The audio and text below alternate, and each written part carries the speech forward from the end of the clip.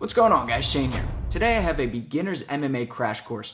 We're going to look at some fundamentals and teach you the basic punches, kicks, stance, and footwork. Let's get it started. Okay, let's begin by finding our basic fighting stance. So, we're going to stand with our feet shoulder width distance apart, bring your arms straight up to the sky and let them fall right in front of you. Elbows in front and your fist should be at cheek level. Now, which hand do you write with? Most of us were right-handed. If so, you're going to take your right foot and put that in the rear. If you're left-handed, you're going to stand in a southpaw stance. Great, now the foot that's in the rear, I want you to rotate the foot out slightly to a 45 degree, and this is going to give us extra stability and balance. Bend your knees slightly, and I want you to avoid squeezing your shoulders or flexing your muscles. You want to stay calm and relaxed here, okay? Now let's talk a little bit about movement and footwork. Whatever direction you want to go in, that's the foot that moves first. Meaning, if I want to step to my left, then my left leg steps first, and then the right. If I want to step to my right, then my right leg steps first, and then my left. If I want to move forward, then the lead leg steps first, then the rear. And if I want to move backwards, then the rear leg steps first, and then the lead. We do this to avoid crossing our legs, okay? You will see this when fighters get a little bit more advanced in the pro level, but until then, you want to make sure that you master the basic fundamentals, okay? So whatever direction you're going in, make sure you step with that foot first. Let's go over some punches. The first one is the jab, and we often refer to this as the one, okay? It's just extending your lead arm. Don't overcomplicate it. That's all I want you to do. And with every punch that we throw, we're keeping the opposite hand up, protecting our face, okay? So the jab in full looks like this, okay? So when we throw our jab, all we're doing is corkscrewing our arm as we extend it, aiming to make contact with our fist, protecting our chin with our shoulder. That's why we do that corkscrew motion. And then we retract it as quickly as we throw it, okay? So it's not just a quick and a lazy retraction. We want to go quick, in, out, okay? That's the first punch, the jab. Next up, the two is the cross. So it's going to be the rear hand now, the straight punch, very similar to the jab, except we are going to rotate our hips and pivot on our foot. Okay, we're pushing into the ground, the earth is pushing back up into us, that power is generating and building, going through our body, twisting through our hips, coming up our back, down our shoulder, into our fist, and transferring into our target, okay? So in full, this is the cross, and again, okay? So all we're doing is just corkscrewing our arm, just like we did with the jab, full extension, making contact with our fist, again, keeping the opposite hand up, protecting our chin with our shoulder, and again, a quick retraction back to guard, okay? Number three is the hook, the lead hook. So the hand that is in front, closer to the target, we're going to rotate on our foot, turn our knee over, turn our hip, and throw the lead hook, which looks like this. Keep your arm bent in a 90 degree, like so. Imagine you have a box and you're holding onto it and you don't want to drop it. This is the motion to practice the hook here, okay? It's not an arm punch, it's a full body punch. We combine the torque of our hips and the whipping of our shoulder to get speed and power. Again, we keep the opposite hand up the entire time. So in full, it looks like this. And again, good. So remember to keep a 90 degree bend and also keep your elbow in line with your fist and your shoulder in line with your elbow. You don't want to drop your hand like this because when you make contact, it'll give, it'll cave. We want a strong backing with the elbow right behind the fist. So when it hits, it just continues to go right through the target. Okay, so once more, we have the one, which is the jab, the two, which is the cross, and the three, which is the hook. The next punch, and the last one that we're going to teach, is just the uppercut. We can do this with the rear, and we can do this with the lead.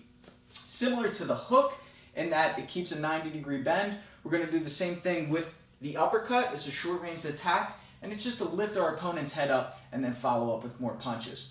So we're going to demonstrate with the rear, very similar to the cross in that we twist our hips, we rotate on the rear foot, and we throw the uppercut at the same time. Now what I want you to avoid is scraping your knuckles on the ground, as we call it. All right, you don't want to throw those Mortal Kombat punches. Why do you think? It's because if I do this and my opponent throws a left hook, I'm going to get caught. Instead, I want you to release last second. You're just going to do minimal drop and throw right from here. That's what that uppercut should look like. Keeping the opposite hand up at all times. And the lead looks like this. Okay, so we have the one, the two, the three, and your uppercuts. Let's go over some basic kicks. So the first one is going to be the teep. You're going to throw this with both the lead leg and the rear leg. So the teep is we bring our leg up, and as we do, we keep a slight bend in our knee. We're going to tilt our upper body back, and we're going to shoot our hips forward, driving into the ground with our planted foot. Okay? So a teep looks like this. And once more. Okay, on the first one, I did a little bit of a rotation. Okay, this is just get a little bit extra distance and a little more oomph into my kick. But I can keep it more squared and just go here as well. I can hit flat foot, or I can hit with the ball of my foot. Meaning I can go here, more surface area, more likely to land, or I can concentrate it into the ball of my foot. This takes a little bit more practice. This comes from my Taekwondo background. So once again, the teep. Just imagine you're trying to kick down a door. It's a great way to keep someone at bay or to knock them off balance. And then you have the rear teep, which covers a little bit more distance and is a little bit stronger, but takes a little bit more time. Leaning the upper body back as you drive the hips forward. Now, we'll often see in Muay Thai and MMA where whatever side kick we throw, we drop that same side hand. You can do that, especially as a beginner, but it's also good to get in the habit of keeping your hands up. Okay, so when we throw that rear teep, boom, you can keep your hands up, or more power, boom, you can swing that scissor hand down. Same thing with the lead. Okay, that's the teep, the front push kick. We also have the roundhouse kick, and these can go to the legs, to the body, or to the head. Now, this is going to take a lot of practice, especially the Thai style roundhouse kick, where we have a full follow through. I recommend for beginners, when you're shadowboxing, practice a full 360-degree motion. It's going to feel awkward, you're going to feel off balance, but the more you do it, the more comfortable you'll feel. So let me show you what it looks like in full. I'll throw a right roundhouse kick to the body. Okay, it may look advanced, but if I do it in slow motion, you'll see it's not that hard. Okay? So the first thing that we're going to do is take a cheat step with our non-kicking leg. 45-degree angle. This is opening up our hips and starting to pull us in the motion of the kick. From here, I'm going to aim with my knee, and I'm starting to swing my arms across. So my right hand comes across my face. As I put my pressure onto my lead leg, I aim with my knee past the target. I go past the target because I'm aiming to kick through, right? If I just hit superficially, it's not going to do a lot of damage. I want to chop through my target. So I bring the knee across, and then I start to extend my leg, and as I do, I swing this arm back down. And I leave it right in front of my opponent's face to blind them, extend my leg, and then I put that foot down. I put that foot down, and then I lift the opposite leg up to check. This is a good habit to have. If I missed my kick, it's very common that they will counter with a kick, and I'm guarded here. My knee comes up to my elbow, and we'll talk a little bit about that in the check, but let's go over this roundhouse kick one more time.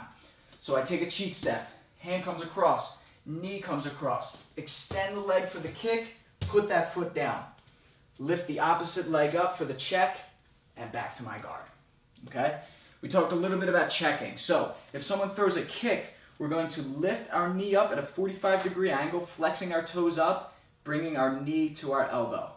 We don't want to bring our elbow down because then we become exposed. Our head is open for punches and for kicks. So instead, we bring the knee up to the elbow, and we create an entire shield on either side of our body. 45-degree angle and not straight out in front, because kicks are circular. Round kicks are circular, the one I just demonstrated. So if it comes here, it's going to knock me off balance. But if I meet it head on, it's going to stop that kick from coming in. And if it's a left kick, I go here. Okay? The next one that we're going to look at is the sprawl. The sprawl is a takedown defense to a double leg penetration shot. If you take an MMA class, it's likely that you will be doing this on the first day. It's very similar to a burpee. Most instructors will say if you don't know how to do a sprawl, do a burpee. What you're going to do from your fight stance is bend your knees. Your hands are going to drop down to the mat, and you're going to shoot your legs out violently, bringing your hips down to the mat, keeping your arms extended, and then you're going to pop right back up as quickly as you went down, okay? So when they say sprawl, I drop down, my hands touch the mat, feet extend out, my hips touch the mat, and then I bounce right back up into my guard, okay? Quick, looks like this. And that's the sprawl.